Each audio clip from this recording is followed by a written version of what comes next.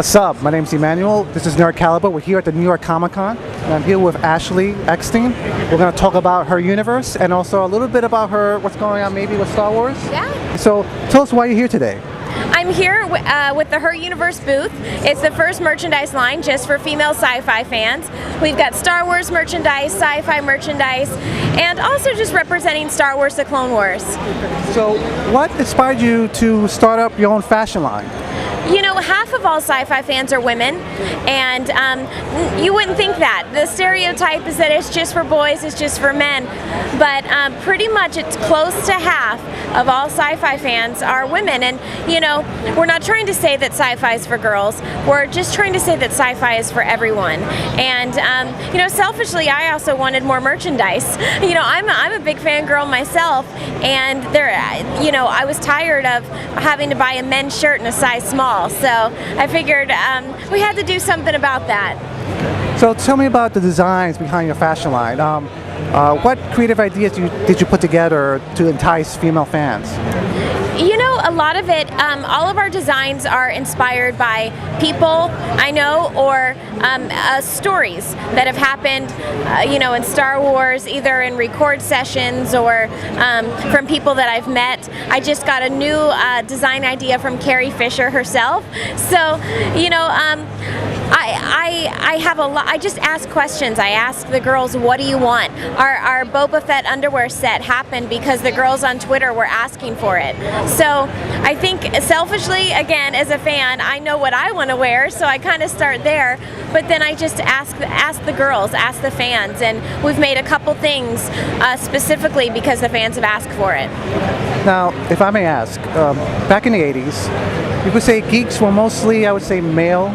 You know, males tend to go to conventions back then and comic book stores, but something has changed, a shift. Now there's more females coming to cons. Actually, there's even a Geek Girl Con at Seattle last weekend. Yes. What happened in the last few years that's changed I guess the acceptance of geek culture among both males and females now? You know, I think the female fans were always there. They just were scared to kind of speak up. And obviously now that more and more girls are speaking up and they're saying, hey, I'm a girl and I like sci-fi, more girls are kind of coming out of the woodworks and saying, well, hey, if it's becoming accepted, then I'm going to come out because I like Star Wars too, or I like sci-fi too. And I think it's just become more accepted.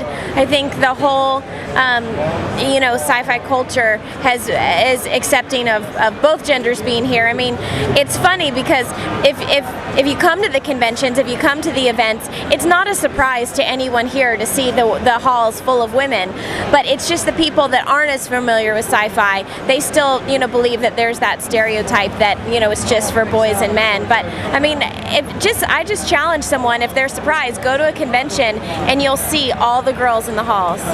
Now, do you have any personal favorite pieces from your line that you like the most? Oh, wow.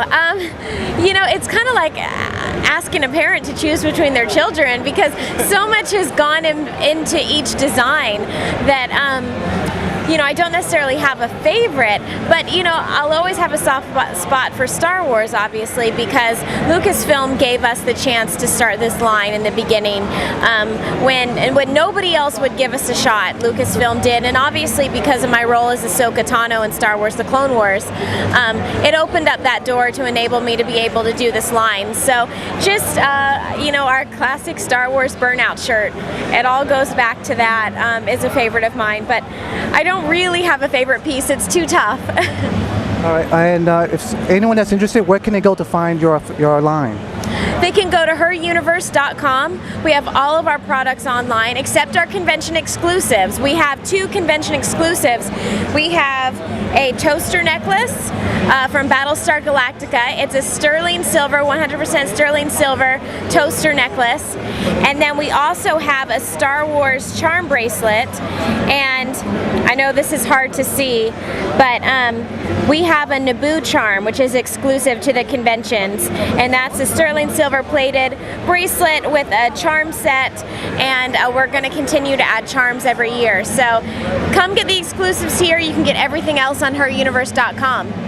Excellent. Now, before we wrap up, and definitely not the least question, can you give us any maybe hints or little spoilers of what's coming up for your character in the Clone Wars?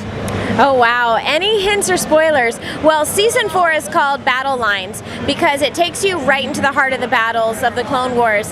And the battles are epic this year. I mean, they truly have raised the bar on what they can achieve in television animation. Let's see, Ahsoka, a little hint for Ahsoka. She is going to run into Lux again. Lux Bonteri, who, you know, she met last season, and there was an interesting relationship between the two of them. Definitely look for them to interact again. Excellent. Well, this is Nerd Caliber. Ashley Eckstein. Check out heruniverse.com. Signing out.